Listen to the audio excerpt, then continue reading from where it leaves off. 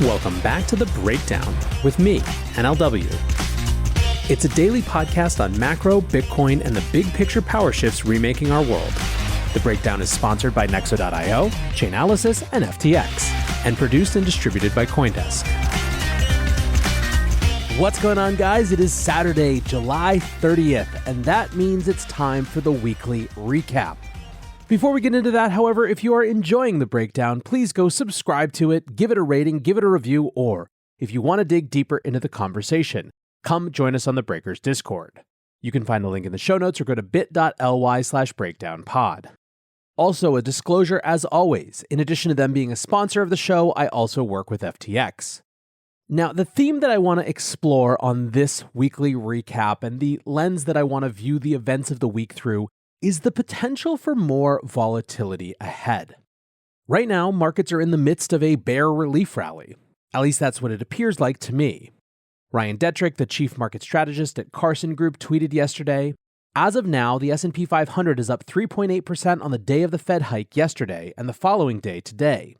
Going back to 1970 Bloomberg data, this is the best two-day rally ever after a hike. Was the Fed hawkish, dovish? Bottom line is the market seems to be comfortable with it." Now, Bitcoin and crypto are still in the green as well, with Bitcoin above $24,000 at the time of this recording. Part of it may be an interpretation of the Fed news this week, but part of it may also be that June was an especially bad month, and we needed some sort of reversion. June, you'll remember, was the worst month for Bitcoin ever in terms of price. The Nasdaq was also down significantly, 8% on the month. July, on the other hand, is currently on track for the best month in a year for both Bitcoin and Nasdaq. BTC is up 35% off its bottom, while ETH is more than double its bottom right now. As we explore markets through the lens of potential volatility ahead, there was a really interesting thread from Cuppy, the author of the Adventures in Capitalism blog. They write, "As PMs, we all like to talk about global macro or individual stock picks. Long term, that's what drives price action. Short term, none of that matters. All that matters is fund flows, redemptions, short covering, inflows, sector flows, etc. Look at 2022. Many large hedge funds are down 25% plus. Year-end redemption notices start November 1st. These guys have 3 months to turn it around or get redeemed. Everyone gets redemptions from time to time. Losing half your AUM because you were long Ponzi is existential to your career. Guys will fight like mad to make it back. This isn't about performance for performance sake. This is about survival. You have to get to flat or your business goes poof. Down 25% and it's poof anyway, so you take a shot. If you guess wrong and end down 40%, you were dead anyway. Therefore, guys are forced to take shots on goal. Fix it by November 1st or lose the AUM. How do you fix it? Certainly not in cash. You can bet big on the short side, maybe use options, but hard to put up big numbers that way. Instead, they're forced to play long-sided. Every data point shows that funds are massively underweight on long exposure. Huge cash positions, low gross, lower net exposure. These guys will all be forced to pivot long. Relative performance is cute when you're down 5 and market is down 25. It means nothing when down 20 versus 25. The FOMC will do its thing, everyone will see a few hours or days of whipsaw action, but in the end, guys need exposure to save their careers. They are going to have to buy it. Doesn't matter what Fed or economy or Dixie or rates or GDP does. Guys have 3 months to stack basis points.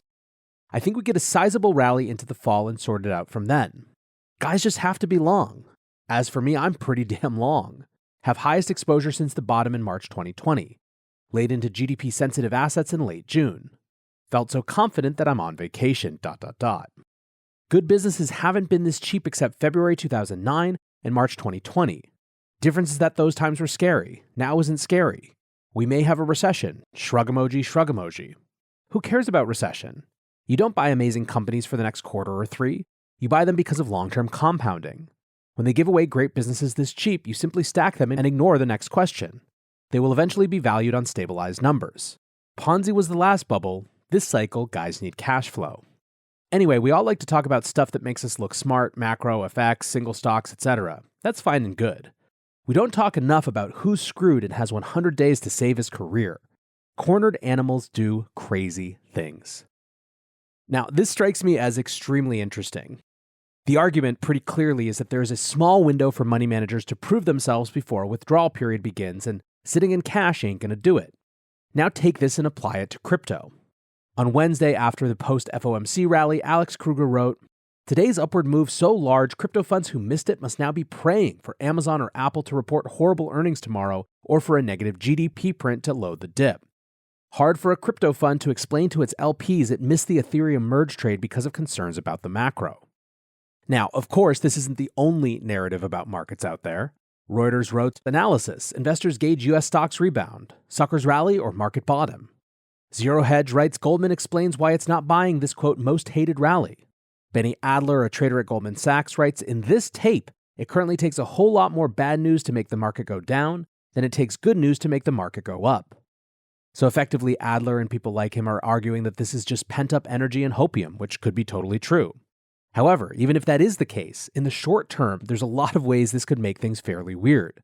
Remember, late summer, August in particular, is historically one of the thinnest periods of liquidity. There's just less market activity happening. That means that even small moves can have outsized impact on prices, especially in an already shallower market like crypto. And especially given that crypto is coming off a brutal period where there is just a lot of pent-up desire for narrative juice in the other direction.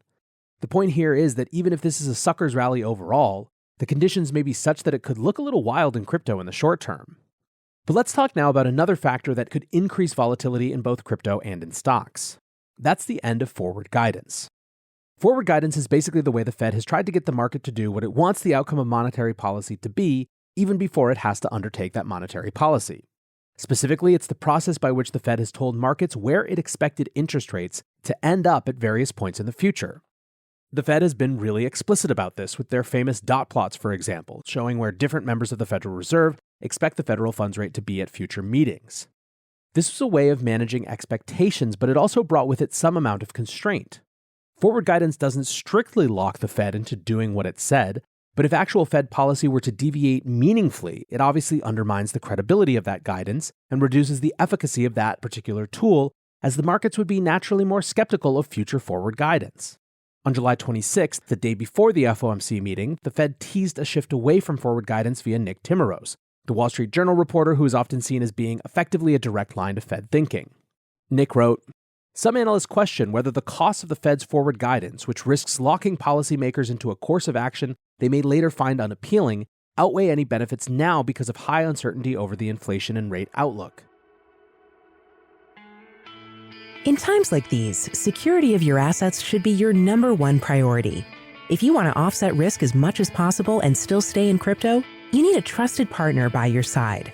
Nexo is a security-first company that manages risk by relying on mechanisms such as over-collateralization, real-time auditing, and insurance on custodial assets. Learn more about Nexo's reliable business model and start your crypto journey at nexo.io. That's nexo.io. Eager to make more informed decisions around crypto? Chainalysis is here to help. Chainalysis demystifies cryptocurrency by providing industry-leading compliance, market intelligence, and investigations support for all crypto assets for organizations like Gemini, Crypto.com, and BlockFi. Gain unparalleled visibility and maximize your potential with the leading blockchain data platform by visiting us now at chainalysis.com/Coindesk. The breakdown is sponsored by FTX US. FTX US is the safe, regulated way to buy and sell Bitcoin and other digital assets with up to 85% lower fees than competitors. There are no fixed minimum fees, no ACH transaction fees, and no withdrawal fees. One of the largest exchanges in the US, FTX US is also the only leading exchange that supports both Ethereum and Solana NFTs. When you trade NFTs on FTX, you pay no gas fees. Download the FTX app today and use referral code BREAKDOWN to support the show. Traditionally, guidance has been used to ease policy, especially when interest rates are pinned at zero and there's no room to ease by cutting further, barring negative rates. But one innovation of the current cycle has been the use of guidance to tighten financial conditions. The argument in favor of providing guidance this year has been that the Fed was able to influence market-determined rates late last year, even though the first rate hike didn't occur until March. Powell at Sintra last month, quote, "People will look back on this period and say that we were able to have financial conditions tighten quite substantially, and we've only had 3 meetings at which we raised rates. Some say even though the Fed was wrong-footed by its guidance in June, the tool has been useful on net because it tamped down on large bond market swings."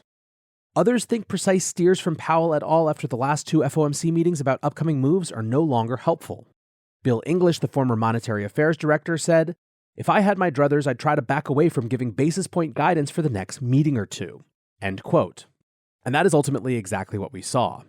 The Fed basically said, look, from here on out, what we do is going to be totally driven by data. John Ahern tweeted, "RIP forward guidance. We're entering the period where the Fed wants flexibility to get as close to the cliff as possible without being forced to lie to people."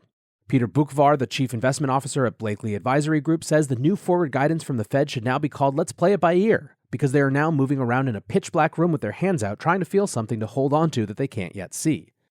A less cynical version comes from Harvard professor Jason Furman, who writes, "Powell will and should give no useful guidance about the Fed's September move because he doesn't know 2 months of job data, 2 months of inflation data, GDP data, the employment cost index, and much more. If you think you heard forward guidance, even contingent, you heard wrong." Now, I'm totally for this. I think that overconfidence on the transitory nature of inflation is a big culprit for getting us into this mess, and for locking the Fed into a rhetorical trap of their own making. But I also think that this creates the opportunity for more, not less, volatility between now and September's FOMC meeting. Macro Alf writes, "Ditching forward guidance ensures more volatility in Fed's policymaking and hence bond markets. That requires higher, not lower, risk premia across asset classes. For all that the market is celebrating peak Fed hawkishness being potentially past, a higher than expected inflation print or a couple of those in a row could bring with it an ugly September surprise when it comes to that Fed hawkishness." So now we've discussed two types of possible volatility. Market volatility stemming from traders making plays in a low or thin liquidity environment, perhaps driven by fear of missing out or fear of future redemptions, as well as the inherent risk of surprises that would push the Fed back hawkish in the absence of forward guidance. But now let's shift to another potential source of volatility, which is specific to the crypto industry. Let's call this one the regulatory or enforcement surprises. On Tuesday, the New York Times published a fairly scathing report about Kraken's compliance with sanctions. It alleged that Kraken knowingly had Iranian users in violation of federal sanctions, that the Treasury Department had an open investigation into the exchange and was likely to issue a fine on the matter, but the reporting didn't include any details about the timeline for a fine or any confirmation of the matter from Treasury officials. The reporting seemed to be based on leaks of internal documents. Kraken was not, for their part, having it. They had a formal statement from their chief legal officer, Marco Santorini, that said they have robust compliance measures in place, closely monitors compliance with sanctions, yada yada. But CEO Jesse Powell took to Reddit and wrote his own response. "These clowns wish they knew how to quit me. Unnamed butthurt sources suspect that there's possibly an investigation from something that allegedly happened in 2019. The article is light on quotes and heavy on conjecture. Context of quotes is intentionally excluded because it doesn't fit the narrative. I'm flattered that they continue to sacrifice their integrity to get my attention, though." Now, outside of the colorful language, Jesse also just argued that this sort of thing is part and parcel of doing business in crypto. Quote, "We're no stranger to regulation. We have excellent relationships with regulators and law enforcement around the world, and I can't remember the last time we were not involved in some investigation about something. Being constantly audited and scrutinized is part of life as a heavily regulated licensed financial services firm. If anything, we are held to a much higher standard than legacy financial services." Basically, Jesse says that this is an MSM hit piece, and whether he's right or not, it's definitely the case that crypto firm is under investigation for X is kind of an easy headline right now. We've moved from the pro-crypto or at least excited about crypto phase during the bull market to the crypto is definitely going to die phase as institutions were failing, to the, well, even if you survive, you still suck and here's all the people coming after you phase. I think we're in for more, not less of that, so buckle up. Speaking of, we also heard this week that Coinbase is actually under SEC scrutiny around whether they listed securities. I already discussed this earlier in the week, but it's sort of worth noting in the context of this idea of investigations being a juicy MSM topic right now. These are prior investigations that have not as yet resulted in the SEC actually accusing Coinbase of everything, but the juicy headline absolutely destroyed coin in the markets this week. Even Cathie Wood sold millions of shares. In other words, these stories do have an impact right now. So that is our third potential source of volatility. But let's round out with our last potential source of volatility, and that is the political and geopolitical. Let's speak domestic US first. The end of the summer puts us in the last, desperate, final phase of the midterm cycle. Right now, Democrats look like they'll lose the House. With inflation high, the economy in general decline, the narrative and sentiment is against them. The question is, what can they do to pull out of their hat to get some W's on the board before voters go to the polls? And more relevantly for our specific conversation, what might the potential implications for markets and/or crypto be? As we've seen with past bills like the Infrastructure Act, crypto can randomly end up being collateral damage. There's nothing necessarily in the works right now that seems like it would affect us, but you never know. It is definitely the case that there are machinations afoot for the Dems to try to pull off something interesting. This week, for example, they passed the CHIPS Act, including $52 billion in grants and incentives to the U.S. semiconductor industry to reshore advanced chip manufacturing. There was also the surprise announcement of a slimmed-down version of the Build Back Better fiscal spending package, which is now called the Inflation Reduction Act. There's nothing crypto-specific in there, but it did contain a few unanticipated surprises, such as for fund managers with the end of carried interest. Macro analyst Samantha Leduc wrote, Biden's student loan forgiveness plus tariff cards yet to play, and about that timing. The Fed has raised a full 200 basis points since May, while SPX traded sideways. And now Fed removes guidance at exact time CHIPS and BBB get resolved? Friendly reminder, it is an election year. So will we see more surprises from the Biden administration in an attempt to shift the economic narrative going into the elections? Who knows? Then, of course, there is geopolitics. We talked a bunch earlier this week about the US and China and growing tensions. And following the call between President Biden and President Xi Jinping on Thursday, the two leaders are now planning to meet in person as tensions over Taiwan intensify. Both sides described the over 2-hour call as a robust exchange on the disputes between the two largest economic powers in the world. Tariffs were discussed, but no resolution on the issue was reached. President Xi was quoted as saying, "Those who will play with fire eventually get burned. I hope the US side fully understands that," regarding Speaker Pelosi's impending visit to Taiwan. And in a White House statement, the U.S. wrote, on Taiwan, President Biden underscored that the United States policy has not changed, and that the United States strongly opposes unilateral efforts to change the status quo or undermine peace and stability across the Taiwan Strait. Richard Hanania, the president at the Center for the Study of Partisanship and Ideology, writes, ironically, on Pelosi going to Taiwan, it's funny how much of American foreign policy is just doing things that have no purpose other than to provoke more conflict. We might call each other pedos and fascists, but one thing we can all agree on is going to the other side of the world and poking other countries so something bad might happen. In that case, we're all Americans. It's such a robust system because anything China does will be taken as confirmation it was right to provoke them. If they do nothing, then the policy is working. If China behaves aggressively, it proves that we were right to, quote, show strength. Anyway, I had to end on that note because for a show about the potential for heightened volatility, nothing says volatility like provoking armed confrontation with a nuclear power. Anyways, guys, I hope that your week was less volatile than what might be coming up. But for now, I want to say thanks again to my sponsors, Nexo.io, Chainalysis, and FTX. And thanks to you guys for listening. Until tomorrow, be safe and take care of each other. Peace.